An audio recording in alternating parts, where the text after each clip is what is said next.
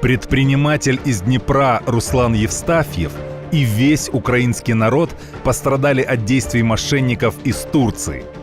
Группой Днепроалия Алом был совершен ряд тяжких преступлений под покровительством высокопоставленных чиновников, таких как народный депутат Мустафа Джемилев, первый заместитель генерального прокурора Сторожук Дмитрий Анатольевич, бывшая первый заместитель министра юстиции, экс-помощница народного депутата Джемилева Севастьянова Наталья Илларионовна.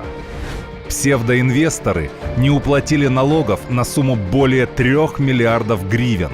Вымыли из экономики страны средства свыше 3% украинского бюджета. Рейдерские завладели имуществом Евстафьева, отстранили его от контроля и управления бизнесом. Предприниматель выступил на пресс-конференции со своим заявлением. На брифинг были приглашены должностные лица и владельцы Днепроалия Алом, однако от участия они отказались. Добрый день. Вы понимаете по-русски? Нет. Where are you from calling to me?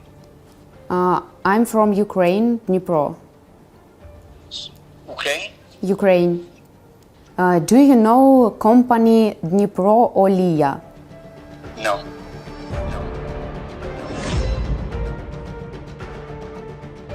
Алло, Hello. Ахмед Пенич? Yes? Добрый день.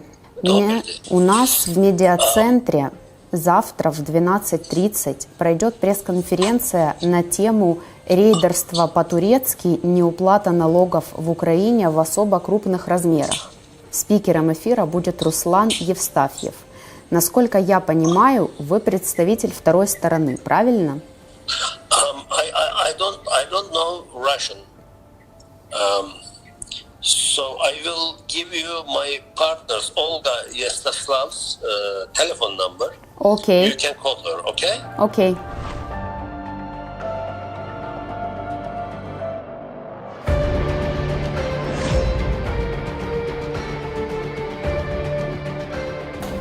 Алло. Паршутин Андрей Борисович? Да, слушаю. Отлично. Вас беспокоит Евстафьев Руслан Юрьевич. Я знаю, что вы расследуете очень важное преступление, совершенное группой Алом. Поэтому я вас приглашаю осветить всю информацию на брифинг в город Днепр. Улица Воскресенская, 14, здание 34 канала. Совершать не надо. Преступная группа отмывает деньги в Украине, вступая в коррупционные связи, грабит бюджет страны, дурачит общественность, а суды выносят в защиту рейдеров незаконные решения. Вот такие псевдоинвесторы действуют в Украине, а их махинации прикрывают политики, прокуроры и судьи.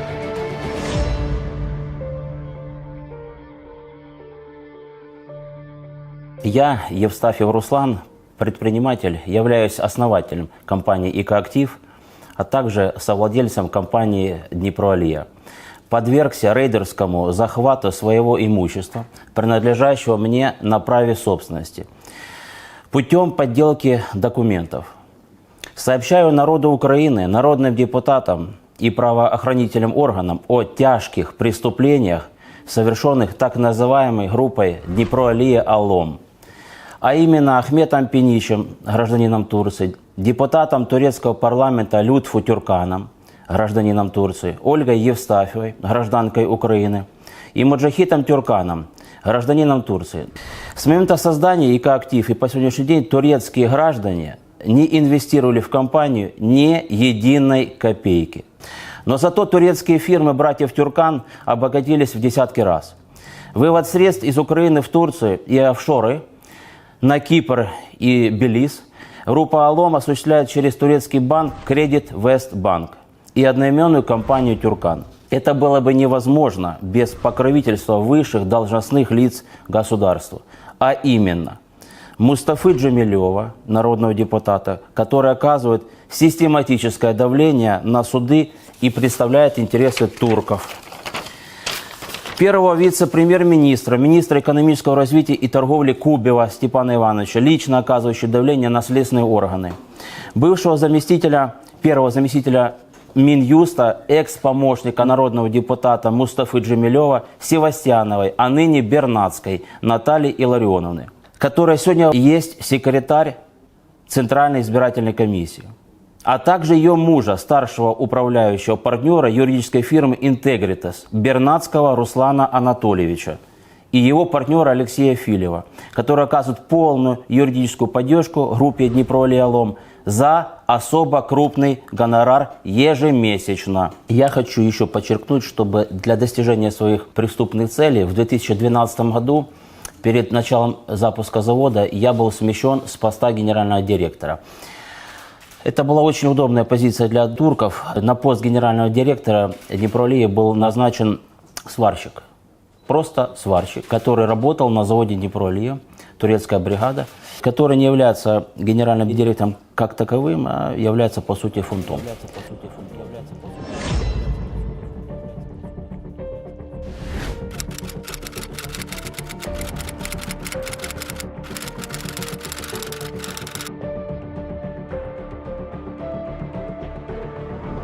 Я фунт! Я всю жизнь сидел за других. Такая моя профессия — страдать за других. Не волнуйтесь, дедушка. Так вы подставное лицо? Это не было бы возможно без первого заместителя генерального прокурора Сторожука Дмитрия Анатольевича, влияющего на ход расследования преступлений, совершенных группой Днепроалия-Алом. Это не было бы возможно без судьи Хозсуда Днепропетровской области Петренко, которая вынесла незаконное решение. Без коллегии судей апелляционного хозяйственного суда Днепропетровской области головующего Верхогляд, Парусникова и Чередко, которые оставили в силе незаконное решение судьи Петренко. И всем этим дирижирует бывший заместитель главы администрации президента Порошенко Филатов Алексей Валерьевич, отвечавший за судебную систему. Мне достоверно известно, что Филатов и сейчас оказывает давление на коллегию Верховного суда, где рассматривается моя жалоба, и всячески препятствует расследованию ряда уголовных дел, совершенных преступной группой Днепроалия-Алом. Генеральная прокуратура уже открывала, а потом закрывала по команде первого заместителя Сторожука производство в отношении должностных лиц и владельцев Днепроалии. Но турецкие псевдоинвесторы постоянно пытаются влиять на ход расследования, прикрывая связями в администрации президента и спекулируя именем турецкого посла в Украине. Данное заявление передается в Генеральную прокуратуру Украины, народным депутатам Украины, Национальную полицию Украины, Службу безопасности Украины, Национальное бюро расследований Украины и Государственное бюро расследований Украины. Хочу довести до общества, в какой способ было захвачено мое имущество.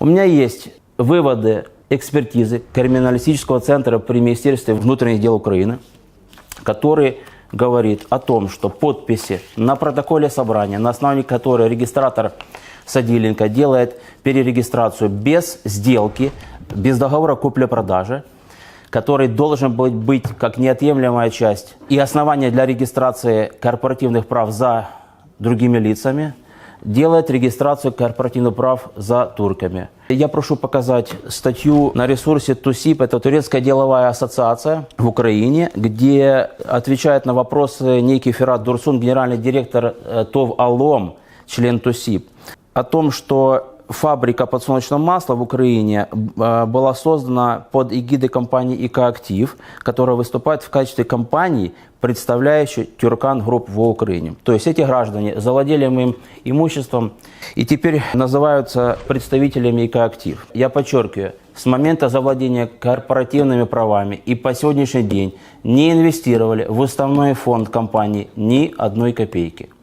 Денежные средства для покупки целостного имущества комплекса внес я и моя жена, которой я дал лично деньги, оформил на нее корпоративные права, потому что я доверял, мы были одной семьей. Но подвергся предательству. И турецкие граждане заявляют о том, что их группа «Тюркан» инвестировала в Украину больше 40 миллионов долларов. Это данные публичные. Мои все заявления основываются исключительно только на фактах. Я бы хотел показать Украине незаконное решение судьи Петренко, с которым она, по суті, узаконила рейдерський захват. Відмовити у повному обсязі На вопросы, которые ставила моя адвокат Бедлецкая, ни на один Петренко не пожелала ответить по существу. Так вот, я заявляю, что я и сегодня являюсь владельцем компании «Экоактив», потому что я не продавал корпоративные права. У меня их захватили.